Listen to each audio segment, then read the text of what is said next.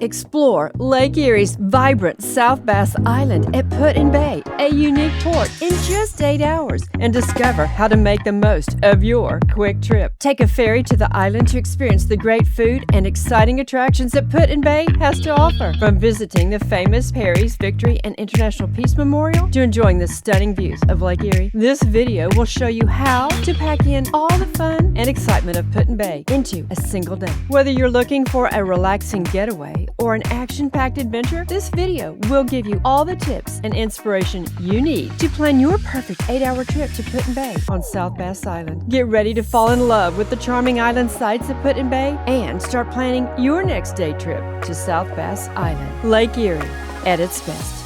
You are in for an all-around treat. Armchair travelers, relax. My trucker friends, for this one, you'll have to park that tractor, or you can ride with me. And those new to this channel, welcome as you travel across America with me. Put in what? That's what I said when my son FaceTimed from the ferry headed to Put-in-Bay on South Bass Island. I had heard of Perry's Victory Monument, which was on my bucket list, but never knew of Put-in-Bay. Here's a blow-by-blow of our whirlwind experience at Put-in-Bay in mid to late September, starting with out-of-this-world crepes, getting deep inside the largest geode in the world, and surmounting the observation deck of the Perry Victory and International Peace Memorial for 360-degree views. September is the end of the busy tourist season at Put-in-Bay on South Bass Island, for this is a hot, in more ways than one, summertime locale. I prefer to visit places a little off-season when they are less crowded. The only way to reach Put-in-Bay on South Bass Island is via boat. Well, you can take an airplane. Most folks do take a ferry. There are a few choices, but since we were parked at a new RV park near Sandusky,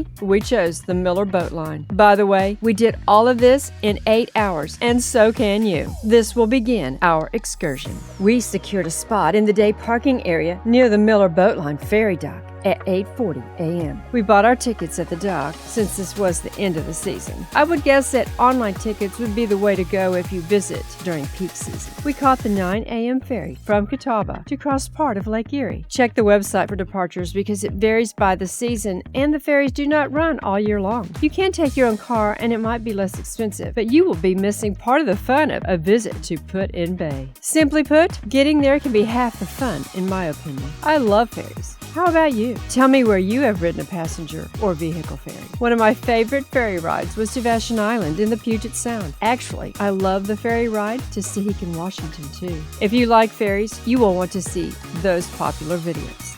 The links are in the description below. The ferry can accommodate vehicles, passengers, trailers, and more. And much of the supplies that keep the small island running are hauled by the Miller Ferry. In the winter, the essential items such as mail and milk get to the island by airplane. Our ferry reached the lime kiln dock at 9:26. Don't miss seeing the historic lime kiln at the water's edge to the left of the landing. The welcome sign gives a few rules so that everyone's time on South Bass Island is fun and safe. We will need to be back at the dock by 7 p.m. to return to the mainland. There are a number of buses waiting to take ferry passengers to the downtown area, which is technically uptown. I imagine there will be at least one waiting to take you and your crew. The cost is minimal. Golf cart companies are nearby, and I highly recommend renting a golf cart if you are not able to do a tremendous amount of walking. However, realize there are parking fees even for the golf carts in the city parking spots. The bus drops passengers off a few blocks south of the main parking area. The flowers on South Bass Island are certainly incredible. Wouldn't you agree with me? The structures and shops are clever and picture perfect. I was looking forward to our first stop, the Old Forge Cafe and Creperie, located on Catawba Avenue in downtown Put-in-Bay. The Forge is a great option for a delicious bite any time of day. It is located in a charming brick building with plenty of indoor and patio seating. This 120-year-old structure once served as an old blacksmith shop. Walk around the restaurant to see historic drawings, photographs, and tools hung on the walls. They don't mind it at all. That's why they put them on display. One sign reads, The Blacksmith Shop. In 1905, William Kunzler, island blacksmith, built this building advertising general blacksmith, carriage work, and bicycle repair. In 1919, he added automobile repair and installed the first gas pump on Put-in-Bay. Well, that was great. Thanks, Bill. I ordered an iced espresso and a Little Miss Sunshine crepe, which was not only beautiful, but scrumptious. Steve got a black black coffee, and the CGB. The espresso was so strong, I cheated and added a little half and half. Don't tell anyone that I wimped out. We then began our 1-mile, one-way trek to the Heinemann Winery to get inside the world's largest geode that's situated below the winery. We needed to burn off some calories. We saw some interesting sights along the walk. How about that El Dorado? Remember those? Crystal Cave opens at 11 a.m. We got there a little early and went across the street to Perry's Cave. This is designed as a family fun center with the attractions behind a paywall. We just needed to burn a few minutes because my heart was set on getting inside this geode. The doors opened and we bought our tour ticket and spent a few minutes in the gift shop because the tour wasn't going to begin for about 10 more minutes. I had to buy a couple of fossils and this great bright green hoodie that was on sale. I really like the ones with the zipper in front. The walls in one room are filled with historic photos of South Bass Island structures from the late 19th and early 20th centuries. As we lined up to enter the Crystal Cave, or geode, we saw the sign stating that there are 42 steps down into the cave, and as they comically announced, the same 42 steps back up. Now here is your free trip into the world's largest geode. The Crystal Cave includes gorgeous celestine crystals up to 3 feet in width. The walls are covered in strontium sulfate, a bluish mineral called celestite. These crystals can grow in size from 8 to 18 inches in length, and tours can be taken 7 days a week from early May until September. Remember, this is a seasonal place to go. Discovered in 1897 by miners digging a well for the winery, the cave was quite a discovery. They accidentally came upon the Crystal Cave. Originally, the cave was used to harvest crystals sold for the manufacturing of fireworks. This harvesting expanded the cave to its current size.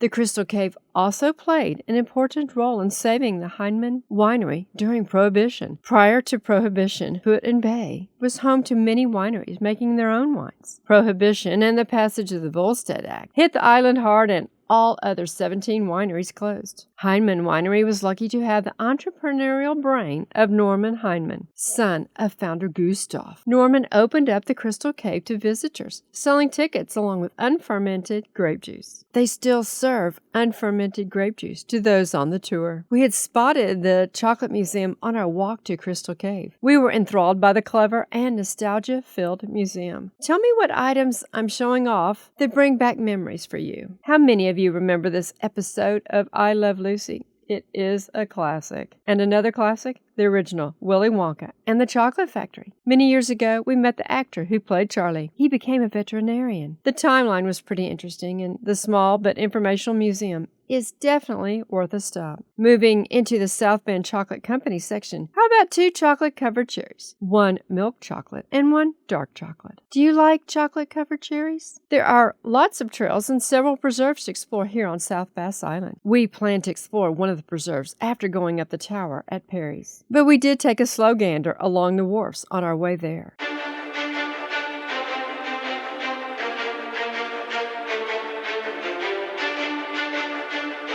If you have watched many of my videos, you already know that I love these clever distance signs. See a few places that you would like to go? I found this historical marker. Let me read it to you. First, ship-to-shore radio broadcast. On July 18, 1907, Dr. Lee DeForest broadcast the first ship-to-shore radio message from the steam yacht Thelma. The communication provided quick, accurate race results of the annual Interlakes Yachting Association regatta. The creation of the vacuum tube by DeForest permitted the rapid development of radio and eventually television.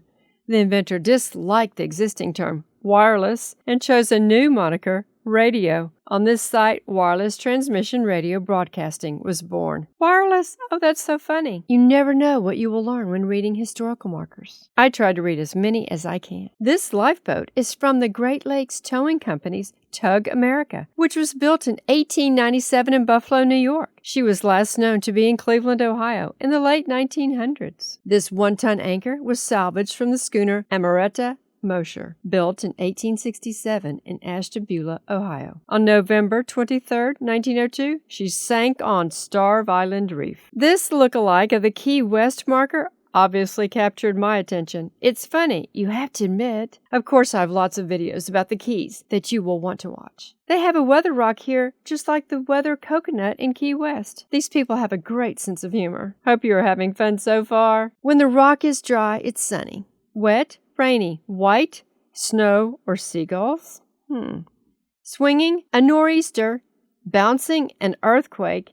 Gone, a hurricane. But don't touch this lava rock. It's hot. Now to the Perry's Victory and International Peace Memorial. By 2:30 p.m. on September 10th, 1813, the British had nearly prevailed in their attempt to secure control of Lake Erie. For more than 2 hours, HMS Detroit and HMS Queen Charlotte had battered U.S. brig Lawrence, Oliver Hazard Perry's flagship. With guns out of action, sails shredded, and 4 of every 5 men shot down, the Lawrence was a floating wreck.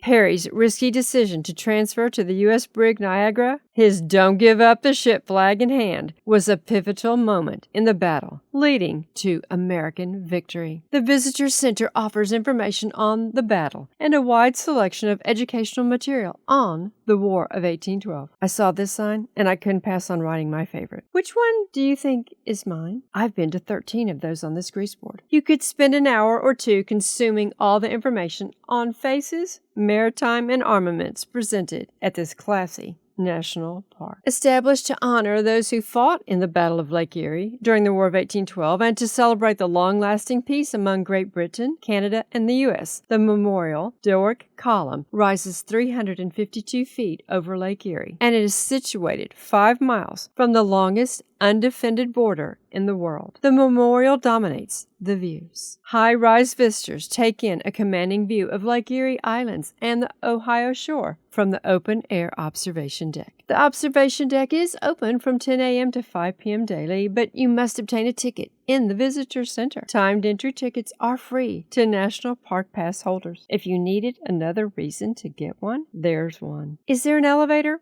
Yes, but you do have to climb 37 stairs to get to the elevator landing. There are 467 stairs to the top. They're only emergency exit stairs. They're not open to the public. And then there's always the people that ask, what's the weather like up there? The answer is, what's the weather like down here? This is the 3rd tallest memorial in the National Park System. Its overall height is 352 feet above Lake Erie. The parapet, or observation deck, is 317 feet above Lake Erie. There's 78 courses of granite. I'll tell you more about that in a minute. Weight of the granite blocks in the base course is 5 tons, and weight of granite blocks at the top course is 2 tons. A bronze urn on top weighs 11 tons and is 22 feet tall, and the exterior stone is Milford pink granite from Massachusetts. The rotunda floor is made of white Tennessee and black Italian marble, and the rotunda dome and walls are made of Indiana limestone. It took 32 months to build this memorial, which was opened to the public on June 13th, 1915, and dedicated on July 31st,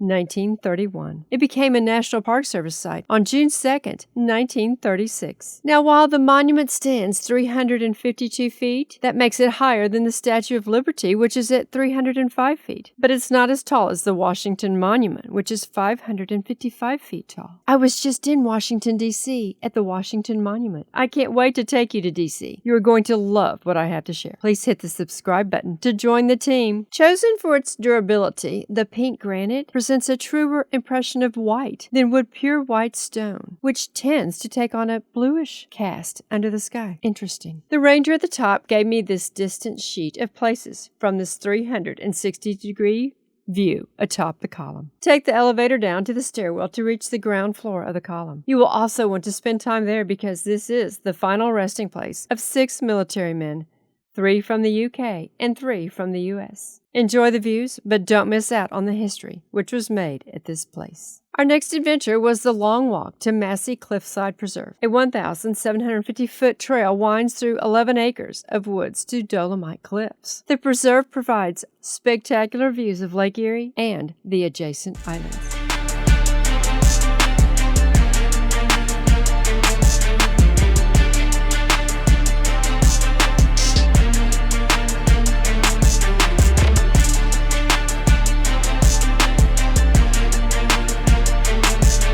And yes, Lake Erie is chilly, even at the end of summer. Of course, all northern waters are too chilly for this Texas.